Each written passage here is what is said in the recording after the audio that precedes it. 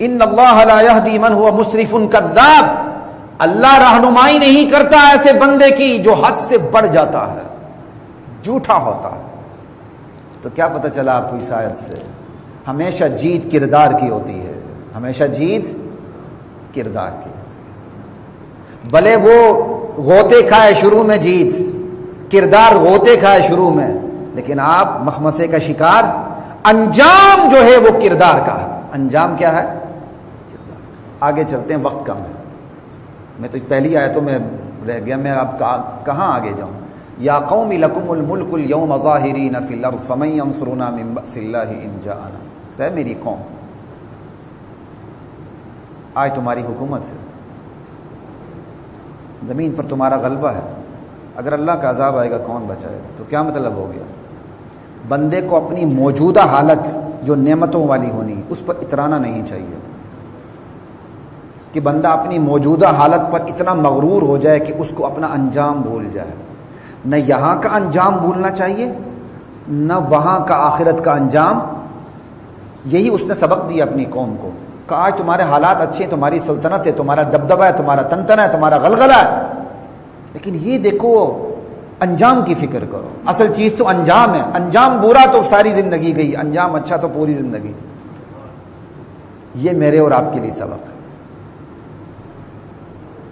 اور ایک سبق میں نے شروع میں آپ کو بتانا تھا، میرے ذہن سے بات نکل گئی، یا قوم پہ مجھے بات یاد آ گئی۔ ہمیشہ یاد رکھیں جو دعوت کے اصول ہوتے ہیں نا، اسالیب، کہ آپ نے دعوت کا اصول کہاں کیسے اپنانا ہے، وہ موقع محل کے متلاشی ہوتے ہیں، موقع محل کے متقاضی ہوتے ہیں۔ جیسا موقع محل ہوتا ہے دعوت اس طریقے سے دینی پڑتی ہے۔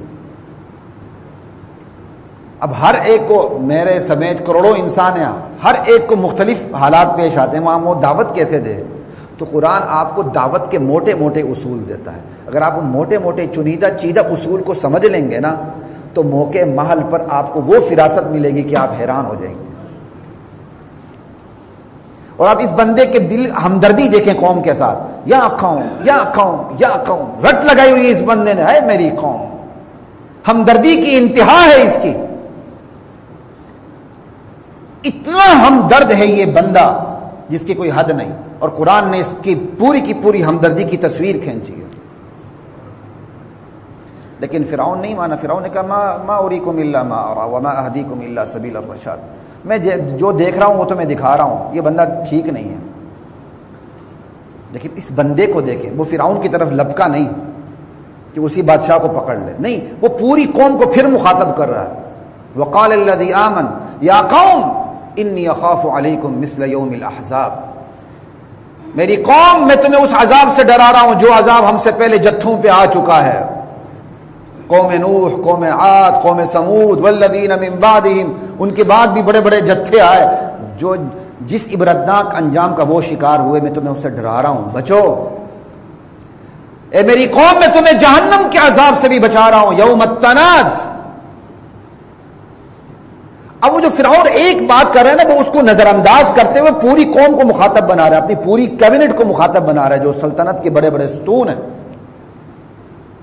پھر آپ بڑی مزے کی بات ایک کرتا وہ آگے، وَلَقَدْ جَاءَكُمْ يُوسُفُ مِنْ قَبْلُ بِالْبَيِّنَاتِ، اس سے کہا انکار نہ کرو، دین برحق کا انکار تو ہے ہی کفر، لیکن اقرار بھی ایسا نہ کرو جو انکار کے درجے میں ہو، اقرار بھی کہا تمہیں میں یوسف علیہ السلام آئے تھے، لا الہ الا اللہ، تم لوگوں میں ہی یوسف علیہ السلام نبی بن کے آئے، اپنی جب تک ان کی زندگی رہی تم نے یوسف علیہ السلام کو مانا نہیں، اور جب وہ اس دنیا سے چلے گئے سلطنت کا شیرازہ بکھرنا شروع ہوا، پھر تم نے کہہ دیا یوسف بڑا اچھا بندہ تھا، بڑا اچھا بندہ تھا، اس وقت تم اقرار کرنے لگ گئے، لیکن اقرار بھی کیسا؟ انکار کے درجے میں، بڑا اچھا بندہ تھا، اب ایسا رسول تو اللہ کبھی بھیجے گا ہی نہیں، لن یبعث اللہ من بعدہ رسولا، اب اللہ نے ایسا رسول بھیجنا ہی نہیں، لہٰذا ہم نے ایمان لانا بھی نہیں۔ کیا مطلب؟ یوسف علیہ السلام کا اقرار بھی ایسا کہ وہ اقرار بھی کس کے درجے میں آ گیا؟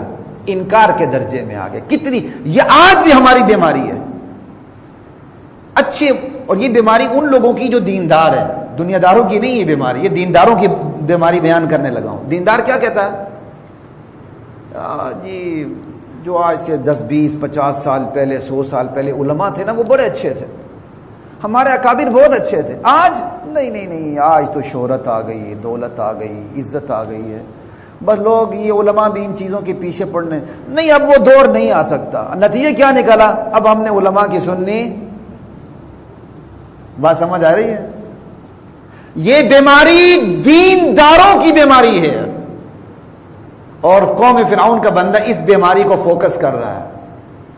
انکار تو انکار ہے، اپنا اقرار بھی ایسا نہ رکھو جو انکار کے درجے میں ہو. علماء کی تعریف ایسے نہ کرو جو انکار کے درجے میں آ جائے. ہمارے اکابر بڑے اچھے تھے. بھائی جیسا معاشرہ ہوتا ہے اسی معاشرے میں سے لوگ اٹھ کے علماء بنتے ہیں، اسی معاشرے کے لیے اللہ تعالیٰ ان کے ذریعے دین بیان کرواتے ہیں. یا آپ بھی بنے صحابی اور پھر ابو بکر صدیق کو ڈھونڈے. آپ تو ہیں 1400 سال بعد کے اور اپنے لیے عالم مانگتے ہیں جنید بغدادی، رابعہ بصری اور امام ابو یوسف اور امام ابو حنیفہ. آپ کے لیے ہم ہی ہیں انشاءاللہ، ایسی کوئی بات نہیں. بات کرتے ہیں آپ پہلے اپنے آپ کو تولیں. ہیں 1400 سال بعد بے وضو لوگ اور مانگتے ہیں امام ابو حنیفہ، امام ابن تیمیہ، امام احمد بن حنبل. بات سمجھ آ رہی میری آپ کو؟ یا آپ اپنے آپ کو اس درجے پہ لے جائیں پھر ہم خاک کے پائیں نیچے اتر آئیں گے. پہلے آپ اپنے آپ کو دیکھیں. گرمیوں میں روزہ رکھا جاتا نہیں، فجر کی نماز پڑھی جاتی نہیں، باتیں کرتے ہیں وہ دور اب کب آئے گا. پہلے اس دور میں پہنچے، پھر اس دور کے حکمران بھی تلاش کریں، پھر اس دور کے علماء بھی تلاش کریں. بات سمجھ آ رہی میری؟ ہاں جی. نہیں بھی آئی تو آنی چاہیے. لا الہ الا اللہ اللہ اکبر. تو یہ بندہ کہہ رہے ہیں انکار تو انکار ہے، انکار بھی اقرار بھی ایسا نہ ہو جو انکار کے درجے میں ہو. لا الہ الا اللہ اللہ اکبر.